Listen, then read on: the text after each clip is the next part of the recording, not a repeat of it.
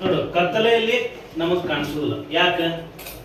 ಯಾಕಂದ್ರೆ ಅಲ್ಲಿ ಲೈಟ್ ರೇಜ್ ಇರಲ್ಲ. ಸೂರ್ಯನ ಕಿರಣ ಬಿಡಾನ ನಮಗ್ ಕಾಣಿಸುತ್ತೆ. ಯಾಕಂದ್ರೆ ಲೈಟ್ ರೇಜ್ ಇರ್ತದ. ಲೈಟ್ ರೇಜ್ ಅನ್ನ ಆ ವಸ್ತುವಿನ ಮೇಲೆ ಬೀಳ್ತಾವ. ಆ ವಸ್ತುವಿನ ಮೇಲೆ ಬಿದ್ದು ಪ್ರತಿಫಲನ ಆಗಿ ರಿಫ್ಲೆಕ್ಟ್ ಆಗಿ ನಮ್ಮ ಕಣ್ಣಿಗೆ ಮುಖಾಂತರ ಕಣ್ಣಲ್ಲಿ ಲೆನ್ಸ್ ಇರ್ತದ.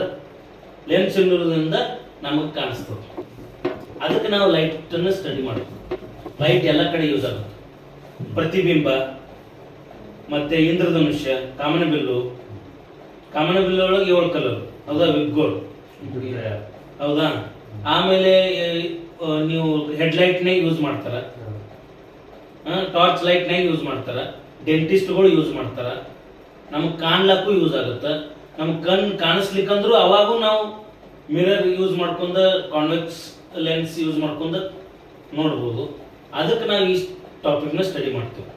ಲೈಟ್ ಏನಂದ್ರೆ ಲೈಟ್ ಇದು ಸ್ಟೇಟ್ ಪಾತ್ ಅಲ್ಲಿ ಮೂವ್ ಆಗುತ್ತೆ. ಬೆಳಕು ಯಾವತ್ತು ಸರಳ ರೇಖೆಯಿಂದ ಹಾದು ಹೋಗುತ್ತದೆ. ಇದು ಫಸ್ಟ್ ನಿಯಮ. ಈ ದರ್ಪಣ ಮತ್ತು ಮಸೂರು ಇದೆಯಲ್ಲ, ಇವೆಲ್ಲ ಈ ಕನ್ಸೆಪ್ಟ್ ಮೇಲೆ ಬೇಸದ. ಯಾವುದು? Light always travels in straight line. Okay, ಇದು ಹೈಯರ್ ಸ್ಟಡಿ ಒಳಗೆ ಹೋಗೋಣ ನಿಮ್ಗೆ ಡಿಫ್ರಾಕ್ಷನ್, ವಿವರ್ತನೆ ಅಂತ ಒಂದು ಟಾಪಿಕ್ ಬರ್ತದೆ. ಅವಾಗೇನು ಲೈಟ್ಗಿಂತ ವೇವ್ಲೆಂತ್ ಅದರದ್ದು ಫ್ರೀಕ್ವೆನ್ಸಿ ಕಡಿಮೆ ಇತ್ತು, ಅದು ಸಾಂಗ್ ಇತ್ತಿಕೋ.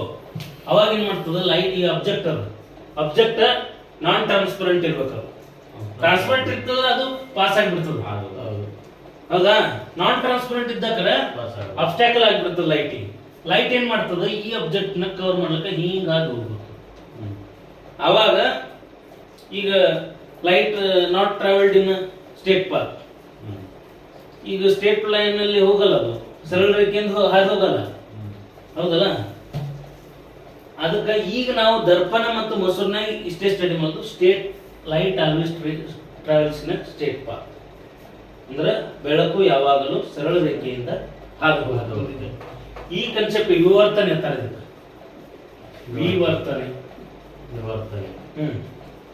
ವಿವರ್ತನೆ ಇಂಗ್ಲಿಷ್ನಾಗ ಡಿಫ್ರಾಕ್ಷನ್. ಯಾವುದೇ ಒಂದು ಅಬ್ಸ್ಟ್ಯಾಕಲ್ ನಾನ್ ಟ್ರಾನ್ಸ್ಪರೆಂಟ್, ಅಪಾರದರ್ಶಕ.